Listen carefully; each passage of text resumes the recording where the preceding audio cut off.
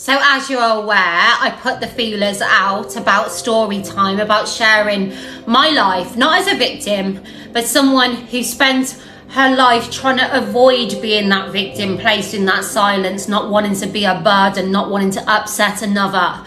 And in finding my voice and breaking that silence and sharing my story, I hope people relate and understand they're not alone.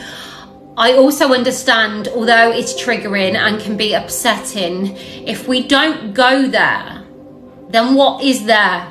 It continues to remain the bad side of the aftermath, and I want to get better. I want to create bigger in if my words can do that, if I can give validation to another, if I can share my world and what I experienced as a child and how that brutally come for me in my aftermath until I discovered that it was okay. It is a part of my story. It is a part of my life, and connecting those dots gave me validation. It helped me find a way through, because I then took control of what happened to me, my story.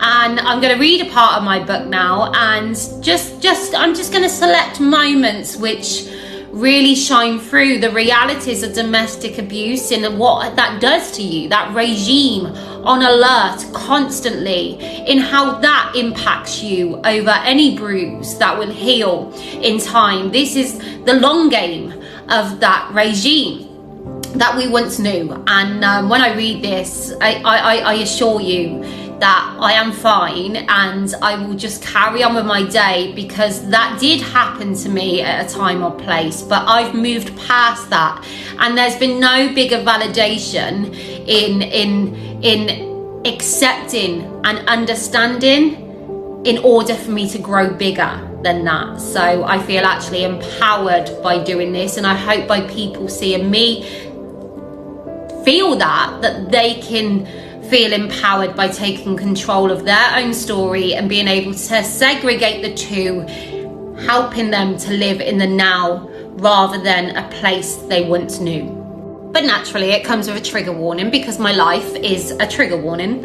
So this is why I'd never shared before, because every time I did open up, I'd be reading a room on high alert, looking for someone's reaction so I could shut it back down and shut up to not bring that to their day, to make them feel a kind of way. And yes, a trigger warning.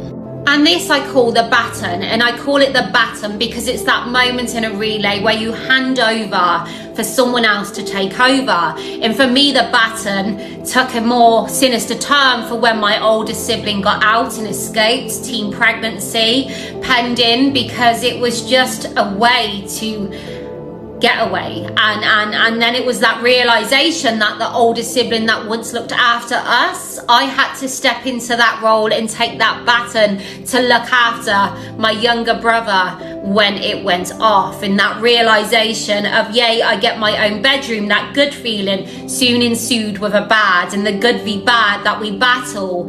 And this is why in my later life I find that anything good, I'm always waiting for the bad to come, because that was the relay on a loop all my childhood, my learning, sponge-like days, my mind absorbing in good v bad.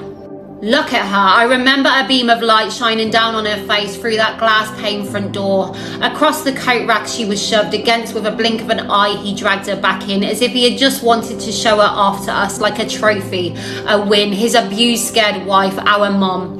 We were screaming, cuddled up together. I knew I had to get help. What could I do? The front door was there, just down the stairs, but I'm gone. But my brother was here, so scared and small. We always stood together, but this wasn't a choice anymore. She needed my help. This wasn't going to stop. I needed to get out. Don't leave me, he said. I don't want to. Believe me, it will be fine. It will be okay. I made the choice in my head, but now it was getting my mind and head to work that way. 1, 2, 3, 4, 5, go. I kept teasing myself over and over, my legs like dead weights in my head, thinking the phone is right there, just around the curve at the bottom of the stairs. I could slowly sneak down and press 999. But what if he come back to show off his win once again? 1, 2, 3, 4, 5 again. Nope, leg's still not going. He goes out of the blue, but reality not, as I've been sat here waiting for this moment for the last 3 minutes or so. It felt like hours. Here goes 1, 2, 3, 4, 5. It was like I was stuck in my mind, no escape, paralyzed, like rigor mortis had set in with fear, and could only feel the tears screaming and crashing, getting worse. Mum's voice muffled. With his hands over her mouth, that's it, I'm gone. Hearing my brother's screams behind me, Mom's in front. I needed to get help for all. It was down to me. I needed out.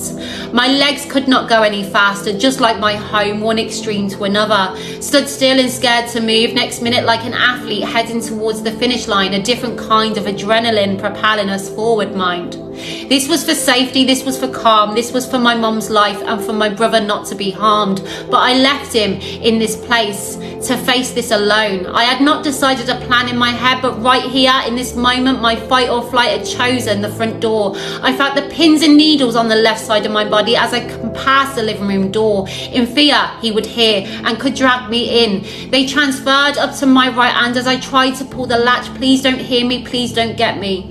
I ran up the path to the blue chip garden metal gate. I needed to open my hands like jelly, fearing of him coming to get me from behind, transferring to the spine of my neck, a tense kind, a feeling preparing me for an attack. My legs started to freeze. No, please, not now. My mum and brother need me. I need me. It opened. I ran to next door, but my legs frozen yet moving like never before.